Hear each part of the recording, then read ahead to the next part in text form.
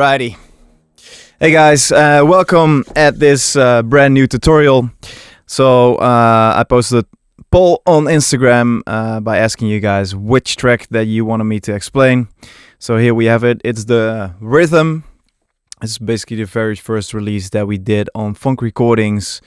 And we're actually in my studio, as you can see, with my brilliant lava lamp. Because I heard you need a lava lamp, you need something moving in the back. So here we have it. So in case you haven't heard the track, well, this is the project. And everywhere I played this, it really works really well. I'm pretty happy with how it sounds also. Actually, I didn't really master it. Like, everything is mastered inside the box. As you can see, I will go over my master chain in a bit. But let's play the drop for a bit.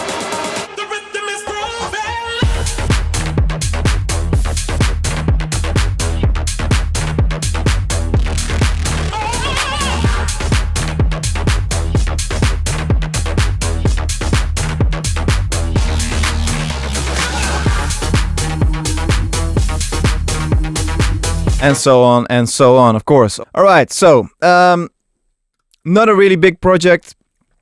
We have about 40 instruments here and buses and etc. Like for the whole thing. And basically, this idea came about very quick because I wanted to have something housey but yet very, energetic, like how I like it and what the funk sound is about. So big room, energetic groove. And I started out by just playing with this sound, which is a plug sound, sounds like this. PL Starry, I don't know how I came up with it. And what did I do with it? So we have some effects on it. This is a really nice one. Retro color gives it more warmth, and you can also add some space, some reverb, distortion, etc. It's cool.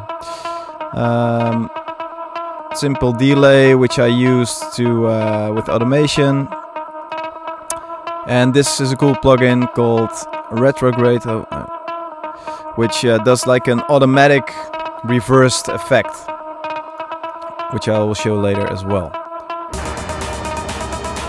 And then, of course, we have a lot of just audio. Just basic elements basically that I got from Splice. I did make a silent riser myself and then I bounced it to audio. Very simple, but does the trick, and the rest is all like sample based. Which I really like because it, you can, if you have the creative process, for me is the most important thing, and then how I fill it in with all samples and stuff, it really makes life much easier than doing everything from scratch, which I don't think is useful. You want to have a cool sounding track, and whatever works. And I mean, everyone is using samples nowadays anyways. But of course, for the drop sounds, everything is played in, well, not played in myself by MIDI, but it's like actually drawn in by MIDI. And now if you can see this rhythm, it's a very basic rhythm, but what makes it interesting is the way the notes are played and also the length of the notes. If I turn everything off, you'll sound how it, So what I use is Sculpture. I really, really love this plugin. It's a Logic-based plugin. And you can basically make everything. Wait, let me copy this. Sounds very like, I don't know, steel or glass, like very industrial sounding. You can go any direction you want. It's crazy what you can transform the sound a lot. I basically played with this and I thought, oh, that's a cool sounding sound. And then of course with all the effects. And this one I stopped trash just a little bit, giving it that distortion, more aggressive feel to it. Going into the sidechain, of course, which is a volume shaper, very basic, just on Not completely 100% because I wanted to keep that groove going, not fully ducking. Then we have another sculpture with this, well, it's actually just a preset random breath mallets. And I think I tweaked it a little bit by, using this again. Here, you can go completely crazy. Very, very, very cool sound. So I did that. This is a cool free plugin from Polyverse. It's called Wider. And as you can hear, now it's completely mono. But when you put Wider on it, it makes it stereo. And you can do this also with any mono sound. And the good thing is, while putting everything to mono, it will still be in your face, right? So sometimes you lose a lot of mono information by making something very wide or very stereo, especially on radio or audio systems that are basically very mono. You will lose a lot of the stereo information. All right, and then follow it up by basically a bass sound. So also pretty basic, but everything together sounds, of course. And then, of course, what you hear is that the random breath mallets, they do this shoop. They add something to the groove as well. Oh, whoop, here. Because it's just I really love that. Now, back to the rhythm. So what did I do which makes it interesting to listen to is, of course, first of all, the length of the notes. So you can imagine if I played this very basic, it will not be very interesting to listen to. So what I did is I put some random notes in between, like not even on the grid. I would just put it like that. Nothing special. And I played with the pitch bend. And as you can see, I drew in the pitch bend basically. I will exaggerate it.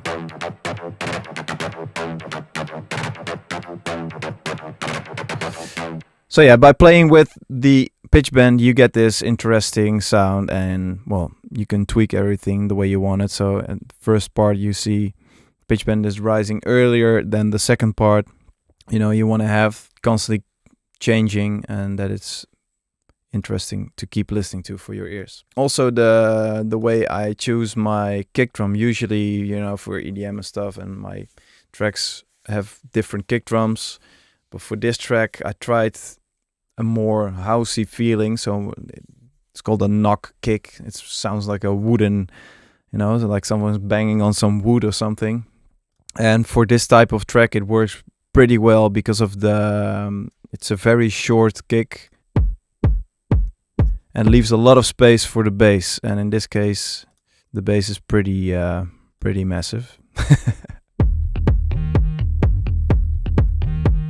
And also here, lots of tweaking because I used, it's actually a really old plugin from Rob Pappen. I love this plugin because it has some really genuine and cool sounding bass sounds in it, and you can do a lot of tweaking. I really like to use this one to layer a lot of my my basses. So it sounds like this without all my stuff, with all my stuff on it, and without sounds like this. So almost like an 808 sounding thing. And of course, with all the distortion, I use Saturn for that. This is a preset that I made myself, and it's called Dirty in Dutch, vies. That's why you well, basically brings out all the tonal information that you can actually hear the bass sound also on your iPhone, for instance, or headphones.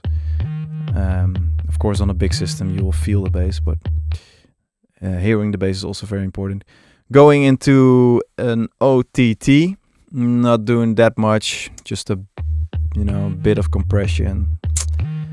I like to use it on bass sounds, but not every time. It depends on the track, basically. But for this instance, I really wanted to have this glued this glue sound together with this massive bass. It's called it's called Geta bass in my preset, but I switch it up every time. Ooh, and a lot of EQing, as you can see here. Also boosting like the mid-low range, so you can really hear the bass. Like very aggressive sounding. I cut a lot of the low frequencies that we don't need, so 30 hertz, because it takes up a lot of the dynamics, and it will be harder to mix the track. Also, this depends on the track. So in this case,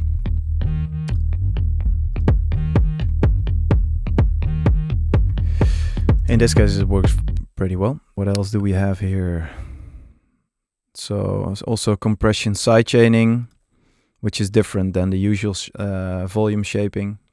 So a little bit of volume shaping followed up by the compression sidechaining. I use the FabFilter Pro C for this. And we have this, again, the retro color. You should definitely check it out.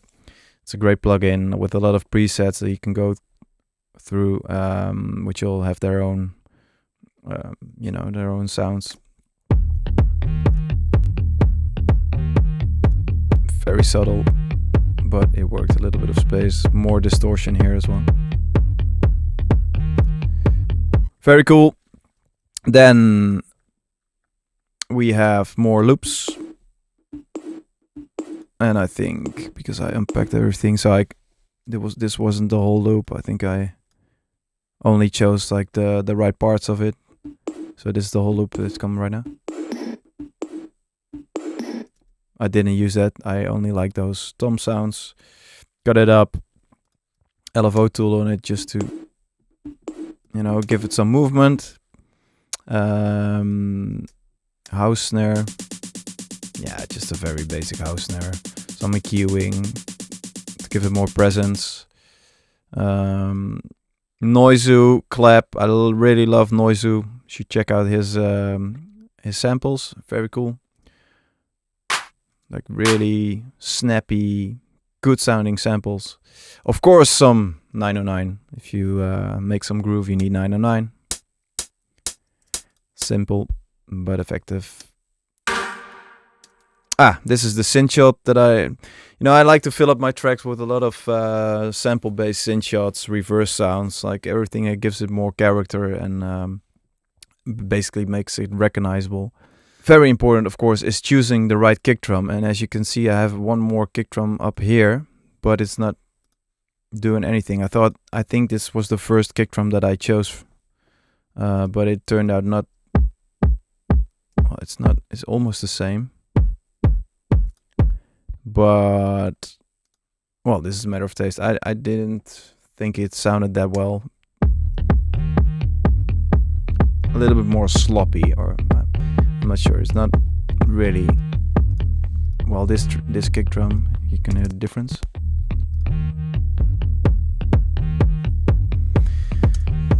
Worked better. And of course, it all comes down.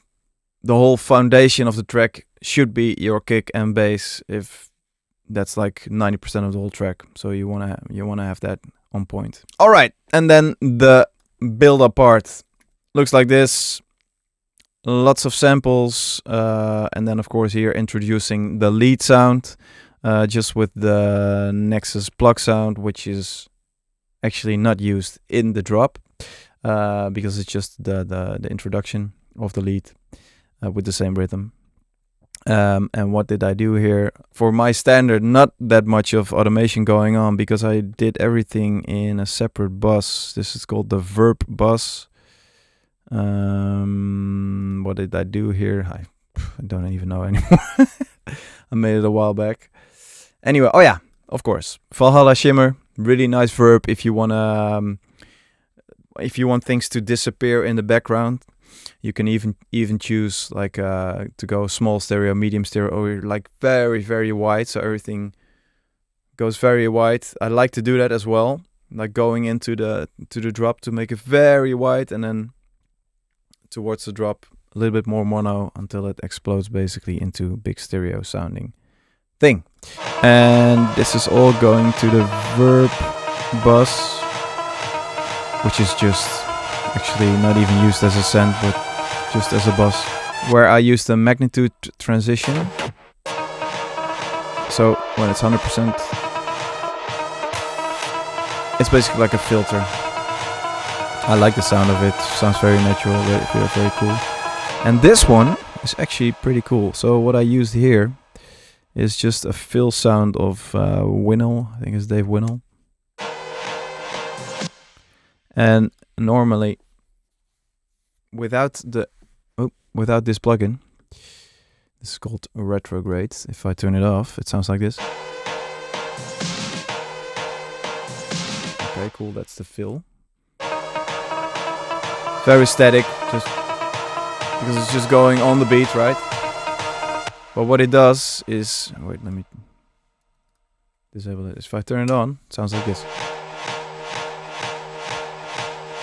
So it creates movement by basically doing a real-time reversed effect, which I think is very, very cool because it really gets you moving, right? Instead of just very...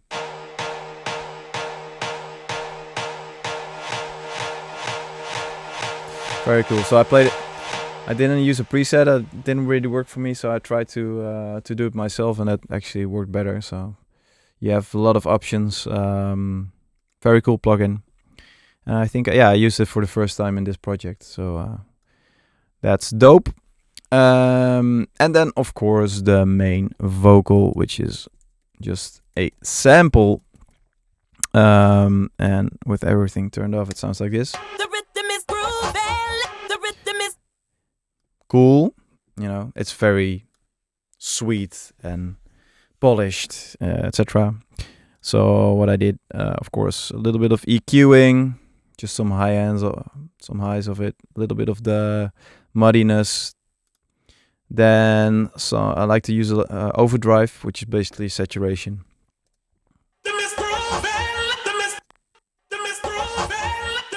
Wait, that's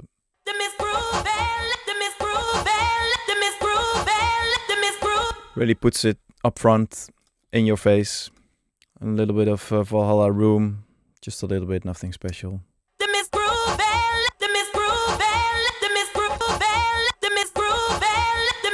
And then the main effect, which I like to use a lot, is Nectar. In this case, is Nectar 2. I think I already have Nectar 3 going on.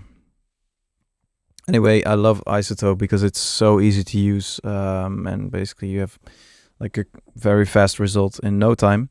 And I used the sampled vocal hook plugin preset, I mean, and then it basically turns it into a sampled, formatted, pitched vocal hook.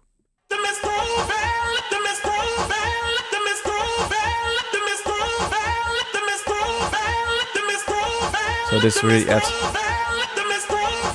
even like some harmony, so it sounds like there's more people singing. And of course the main part here is the pitch effect. So I like to use this a lot. It's more melodic, more energetic also. Alright, going into the drop.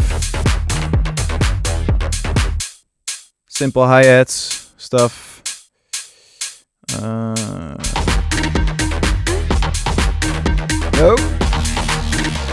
Here. Well, this is nice to actually hear. This was muted before, of course. This is not in the real track. I used the bump and roll, which is just a sampled tom with some shaper box on it, etc. But anyway, you know, I tried a lot of things because, of course, the rhythm was cool, like this. But it needed something else, like a second layer. So I tried this.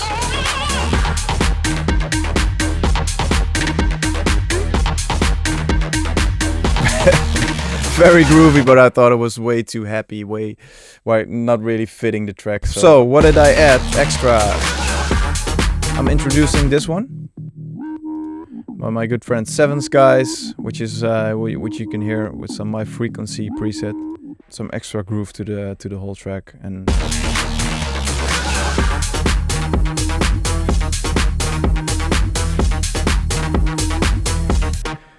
also here I used some more pitch bending to really keep it flowing, keep it moving. I think that's very important, to keep your tracks moving and dynamic. Adding some extra rides, also just from Splice, some cool rides. They're already like panning left right, also for more movement. Extra hi-hat loop. This is a cool effect that I liked. Also very recognizable for this track, because you can hear it very well. And because it's a house track, I really wanted to keep on moving, but keep on building. So every time there's something extra coming in. Also here I used a new vocal loop with the bang bang. Yeah, I don't even know what she's singing. Like bang bang. Without the effect, what is she singing? Yeah, no clue what she's saying. Anyway, it sounded cool, and it keeps the vibe going. Extra wind up effect. And of course here I had to bring in something massive. So you go to Kashmir and you select the biggest horn you can get and put on some verb on it, like 8 seconds. Boosting a little bit of the mids of the highs, mid-high range. Bring it out there. Not even sidechained, because I just wanted to be like the CO2 that you see on a festival, like basically overloading everyone. And then here I bring in this extra sound.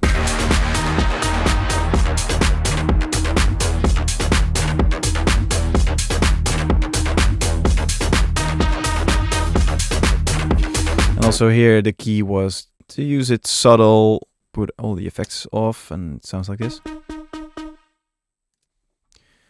Well, not very interesting. And then basically a lot of overdrive here, almost 9 dB of drive, of saturation, correcting the volume output for it, because otherwise it will sound like squashed. You don't want that. And of course a lot a lot of OTT, like really exaggerated, just to give it that squashed feel, but like really aggressive, in your face, over the top. More EQ, more boosting the mids, going into a very weird looking sidechain, but it works. I just wanted to have the attack of the kick coming through without losing too much momentum with this one. This really needed to be on top of the other synths. And this one is a great stereo expander. This is off, this is with. Very important for my tracks is that bubbling groove. I love that. In this case, I used a percussion loop for it, which was already sounding amazing. Sounds like this. It's basically a reggaeton sample. And then to give it that. Also, this is very cool to do. Like a 1/16th note echo. It starts moving.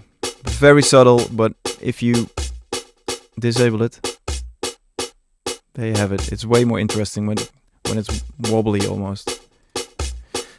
Sample delay to really pan it like very wide. Otherwise it would be in the middle and it would be interfering with the bass and all the other elements. It's just too much.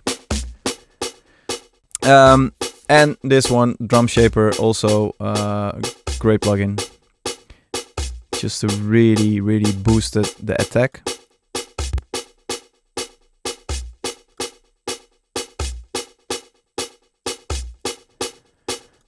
Nice sounding one. And then in this case, So what I like to do usually is really build the track first. So that I did that the same thing. So I started with the drop and had all the elements, and then I start building. Basically, it's one big puzzle.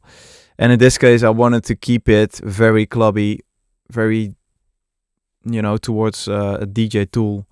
So not having too much in the breakdown. In my DJ sets, I love to throw in like a cappella on top of it to make it sound interesting and to really play with it. But it's a very straightforward break where I'm basically adding more elements towards the second drop and playing with, I think, reverb and stuff. Nothing special. Yeah, so the verb is coming in, especially this one. So here are some things happening. And here again with the retrograde, the reversed effect, the melodies here, but then with the octave lower, and then building it with the Seven Skies, really cool bass sound.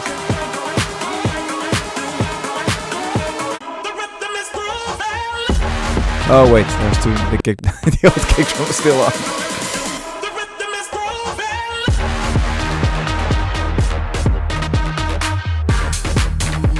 And in this case, I was trying some different things for the second drop because I wanted it to be different, but yet, you have the same rhythm going on. So I basically did like a fake dropout where it's not dropping with all the drums and everything, but it slows down by adding, the big horn sound. So this one. And only the kick with a slight... Was it different? A little different?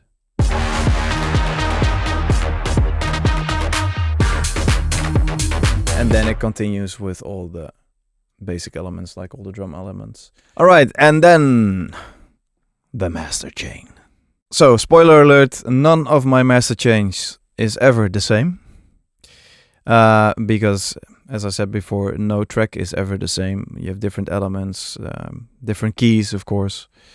But what is the same, I usually use a gain just to control my volume, because sometimes I can go a bit hard into into the limiter.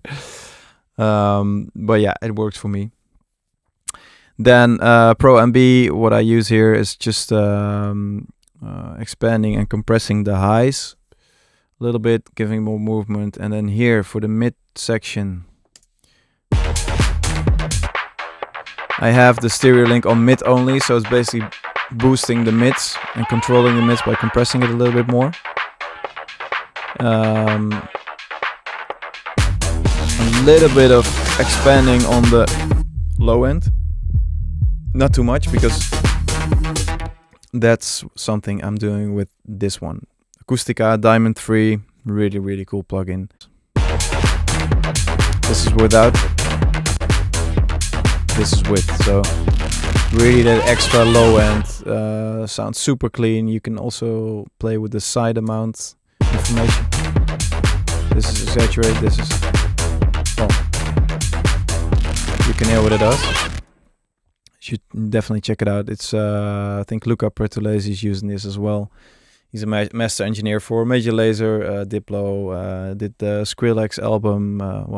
Check him out. Then going into a clipper. Not doing much, just a little bit of the peaks. Nothing crazy. But it really helps. And then it goes into the Lin MB, which is like a multi-band compressor as well. And then we have a little bit of Ozone 5, gaining some momentum. And then what I usually do is I export it, and I like to reference it with a track that I find sounds very good. I'm not sure what I match EQ'd with, but in this case it's just very subtle, just 70%, and a little bit of, it's not doing much if you hear the difference. Very subtle, but sometimes your ears get like tired and stuff, and it's good to have a reference also by seeing what you're doing. And then ending with the invisible limiter, one of my favorite limiters. Nothing special going on here. A little bit of oversampling, suppressing, But nowadays I like to use the Fab Filter L2 also, and then also using the True Peak limiting, or I use the Ozone for that. But also that depends on the track. Sometimes for more housey things I like the Pro L better, but in this case the Invisible was the way to go. So I like to play with that. There's never the same recipe. I render the track and then I master it separately, but in this case I didn't do that. Sounded good enough. Yeah, works like a charm. The only thing I did was cutting the radio edit afterwards, but that's just basic audio editing. So yeah, I hope you liked it. That's it. If you have any questions, please comment below and I will try to answer them 100%. Maybe in the comments, or maybe I'll do another recording by answering all those questions. That would be cool. And let me know which track that I should use or should do next time, or whatever you want to know. And I'm eager to explain it to you guys. And yeah, hopefully I gave you some good insights in my head and what I do, what choices that I make. And I love doing this as well. So hopefully more live streams or tutorials on YouTube soon. Thanks for checking and see you soon. Bye.